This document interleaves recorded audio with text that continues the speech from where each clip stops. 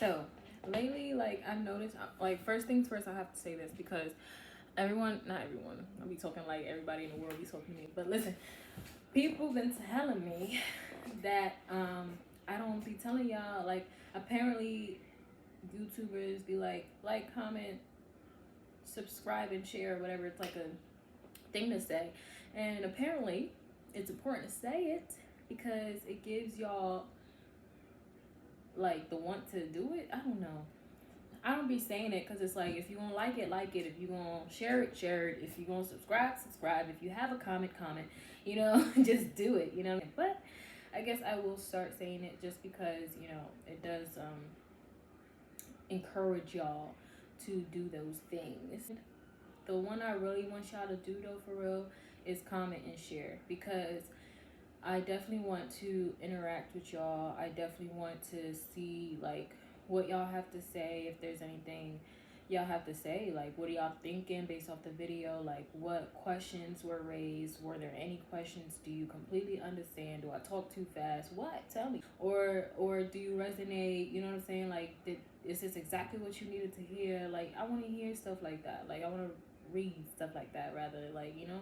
And then I also want y'all to share, because it's important to get the message out there, like, especially if it's something that helped you, or you know will help your friend or your mom, your daddy, you know what I'm saying? Share it, because it's like, the point is that everyone receives a message, you feel what I'm saying? Like, that will help strengthen their relationship with God, or just build it. Okay, so I came here today because I want to read y'all. Oh wait, hold on. Like, share, comment, and subscribe.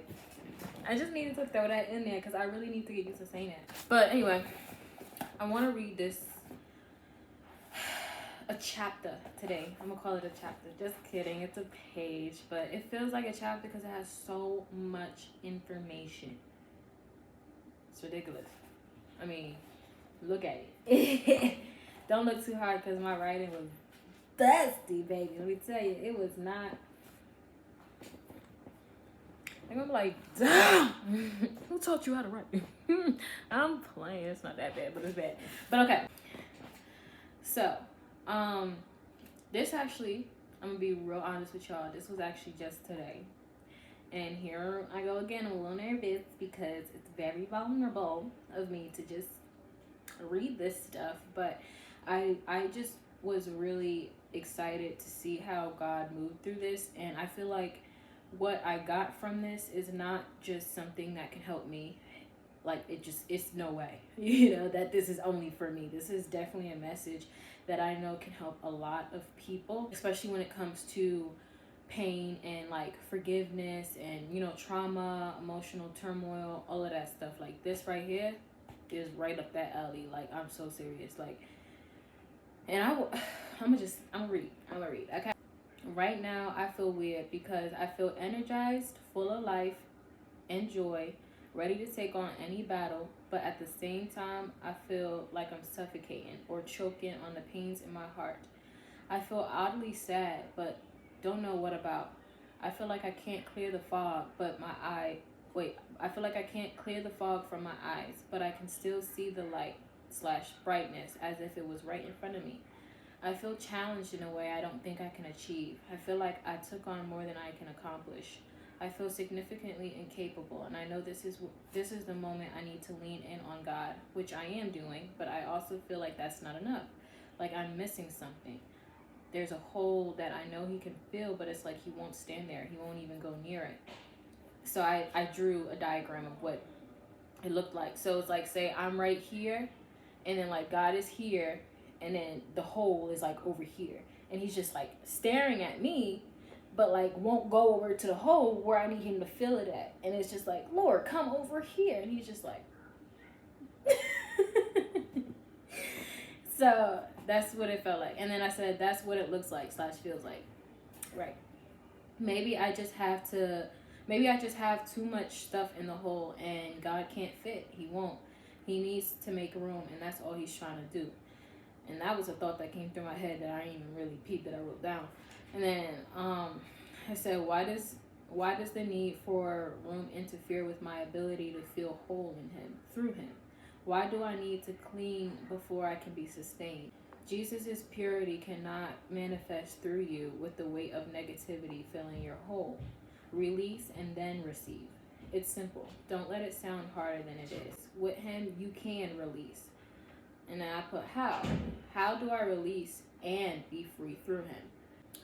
Like, before I started writing again, on the next page, I was just thinking, like, I would, like I said in the last question, how do I release and be free through him? Like, how do I release? Like, what, like, how do you do that? And I don't know, it feels like it should be self-explanatory. Like, you don't want something, give it away, right? But for some reason, it's mad hard for me. Like, I can't figure out how I got this thing and how to get rid of it indefinitely. You feel what I'm saying? Because it's like, I feel like I shed layers over time. Like, I'll let it go, and then, like, I'm at another layer of pain and trauma, and I didn't realize that that was still there because I let something go. But this here, baby, I got my answer. So, but like I said, like, I was, like, really confused. Like, why, how do I do this, da da da da. So I started writing again because I was like, I didn't even get my question answered, Lord. Like, I felt you came through, but you still got stuff, you still got something to tell me, yo. So I started writing again. I said, every time I think I release something, I end up triggered in some form again later down the line. I said, how do I release something so much so that I am no longer burdened with the pain connected to the trigger? He came right on in right here. Like, literally. He said, when triggered. Sorry. My handwriting is a little bad right there. When triggered, you release a reaction connected to the storyline in your life. Basically saying, the way I respond to a trigger is in a format of reacting. Like, I react instead of, like, release. And that is my release in my form. And I react based off of this, like when I said, connected to the storyline in my life, because it's kind of just how I was raised, my environment. You know what I'm saying? Like, I have to react. You feel what I'm saying? It's not necessarily, it's probably not the healthiest response mechanism, but, like, when I feel attacked in a way, I don't know, I just kind of tap back. When I have moments where I'm smiling because this is so awkward to just be telling y'all, like, I don't even know you people. So when triggered, you release a reaction connected to the storyline in your life. When you go through something emotionally traumatic, your brain receives a signal that says we need to get in protection. And then I wrote, like, WITSEC, like witness protection. And the whole thing was kind of like the analogy of witness protection. So I just wanted to say that so it's not confusing. So I put, the pain hides out until there's a threat that says we need to be moved, just like witness protection. You would hide out, right? Say you were in witness protection. You would hide out until a threat comes up and now you got to be moved, right? So the pain hides out until there's a threat that says we need to be moved. And God, like I said, God is still speaking. So he said, when you allow me in, like when you allow God in that moment of self-reliance, I can deliver you and free you indefinitely at once. And I paused at that moment because I was like, I had to process everything that I wrote previously, and then it made me ask. I wrote, how about outside of the moment of self-reliance? And he goes, there's always self-reliance when a trigger is involved. So I said, how? He said, subconsciously, you depend on your brain signal for protection. You find safety and comfort there, don't you? And I thought about it for a second. He goes, if you would just let me in, I can save you. Take you out of witness protection and save you. I can save you. Take you out of witness protection and set you free in the identity I designed for you, not the identity your pain / the world made you. Because when you go in witness protection, right, you have to create a whole new identity, right? You need a new name, a new state, new hair, new wardrobe, new everything, a whole new set of you, right? And what he's saying here is that when he wants to take us out of that witness protection mode, out of like when you like this is like I get it all in my head and I haven't said it out loud, so bear with me. Witness protection, right? You know, you go in and you hide out, you are a whole new person, nobody knows you in this little small town or whatever. That's the same thing with the pain hides out somewhere so far deep in your heart that most of the time people don't even think that there's an issue. But the moment you feel triggered, people don't recognize that trigger is connected to the pain that is deep on the inside. Same thing when like with witness protection. If you're in witness protection and you're hiding out, how do you not recognize the connection between the reason why you're hiding out and what it made you become? I hope that makes sense. Like, there's a connection in that. You feel what I'm saying? Like, in witness protection, it makes perfect sense, right? I'm hiding out because, you feel what I'm saying? Like, your trigger is very well identified in that kind of environment. But when it comes to pain in your own body, it's hard to identify the connection relation because it's so far down. You shoved it under the rug. You don't speak on it. You know what I'm saying? Or you think that it's over. You just kind of out of sight, out of mind it. But the second that you feel triggered, a lot of people sometimes don't even recognize the connection. Like when I said here, when I wrote here rather, not the identity, the pain / the world made you. So like what he's saying, like using the reference of witness protection, he's saying that he wants to take you out of witness protection and allow you to be the being you were designed to be before you even had to go in witness protection, before that thing that happened to you that was so devastating, that was so traumatic, that put you in a bubble like that put you in witness protection. He's saying that he can free you from witness protection and restore your identity. Not necessarily restore, but kind of like redefine. You feel what I'm saying? Because like I said, when the world puts all of that stuff on your shoulder and you got a lot of baggage, you feel me? Like, excuse me, you just got a lot of stuff going on.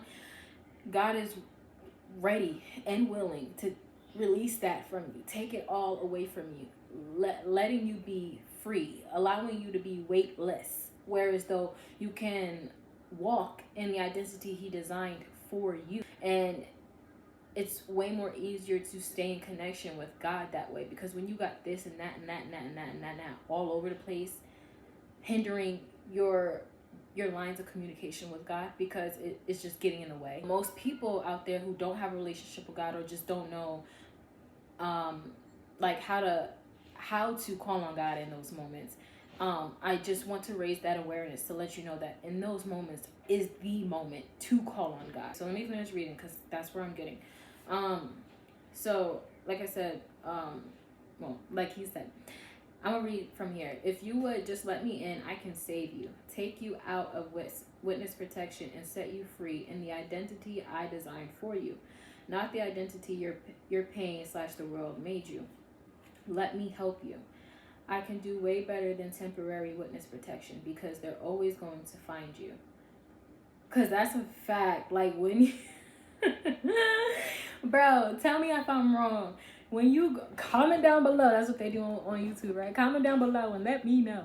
No, it's not. But your trigger is like that. That's just kind of how the universe or the world works, like, or the devil works. Whoever you want to make the blame, that's just how it works. Like when you go through something and you didn't get through it, you gotta go through it again. You got to go through it again. When you find yourself in this vicious cycle, when you find it can be 5 different people, but it's the same situation. I'm telling you, pay attention to that. And you need to sit down for like at least 5 minutes and just think about it. What part did you play in that? Because at the end of the day, you are the common denominator. Just like me. I don't mean to put too much weight on you, baby girl or baby boy, because I'll put it right back on me. Like with me, I found myself in the same situation over and over and over and over again. I'm just like, what the heck? What in the world am I doing? What am I doing? Seriously, but You see, swallow that. It's my attitude. Like, the way I come about things is too strong sometimes for people, I guess. I don't know. Whatever. I gotta work on it. That's fine. You feel what I'm saying? Like, I respect that. You feel what I'm saying? Because I know if I had, basically, I just try to put myself in other people's shoes a lot. And that helps. So maybe try that method. Like, if you find yourself in a vicious cycle, put yourself in those other people's shoes. Try to figure out at what point did you play a part of this downfall, okay? So anyway, I'm gonna read that sentence again because it's a good one. So he said, let me help you. I can do way better than temporary witness protection because they're always going to find you. Just like with real witness protection, at least in the movies, the threat always finds them. But there's a piece of the brain that finds comfort and stability in that. And that is only because you found a way to get away from the threat. That is the only thing that is sustaining you. Everything else is not, and that's not a healthy way to live. And that is not the way God wants you to live. He did not put anybody on this earth to live in fear of a threat that he can destroy in 2.5. You feel what I'm saying? Once you give him the grace, once you give him the power, once you give him the opportunity to go before you, to protect you, he will. Trust me, I got a story for that, baby. I got testimonies today. Let me finish reading because I'm almost done. So he said, let it be a life where they find you and you're unfazed, not triggered, unbothered, ultimately protected, free, and happy. And yes, comfort lies here too. The transition isn't pretty, but the destination is gorgeous. Trust me because I love you. When it comes to like I feel like at the point where I say this pain needs to go in witness protection, at that point is the point where I need to say, God, I need your help. Right now, I have a pain, and I want to discuss it with you so that it can't be triggered, so that I don't have to go through witness protection. Okay? So yeah, I hope this kind of like helps. I hope this kind of like helps somebody today. So yeah, like, share, comment, and subscribe. But no, for real, like, share with a friend who you really think that can resonate with this, who you think that really needs to hear this, because that's my goal. I'm just here to help y'all, help y'all. Like, as God helps me, I'm gonna help y'all, because I don't want not one person to die the way our ancestors did. Can we at least make it another step further? You feel what I'm saying? Like, I understand that we may not get to our highest potential. I mean, not knocking it though, not knocking it. I'm just trying to reduce the pressure behind it. I'm just, but yes, there's an opportunity though. We have that opportunity. That lies literally in our hand. God says, here's your opportunity to be free and to meet your highest potential. Just come with me. And he's not like no predator or nothing where he's gonna like hurt you. Like, he's actually really, guys, he's great. Like, he's just great. And that's not just something to say. It's really not cliche. You might hear that a lot of the gospel song titles. God is great. God is good, whatever. But it is. Like, it is true. It is very much true. Try it for yourself. Like, it's not gonna hurt you. I swear for God. Like, bro, living in witness protection is more painful than just trying God out. I'm so serious. Give him enough time to really show you who he is and how he works and who you are. Okay? All right. I love y'all. I'll talk to y'all another time.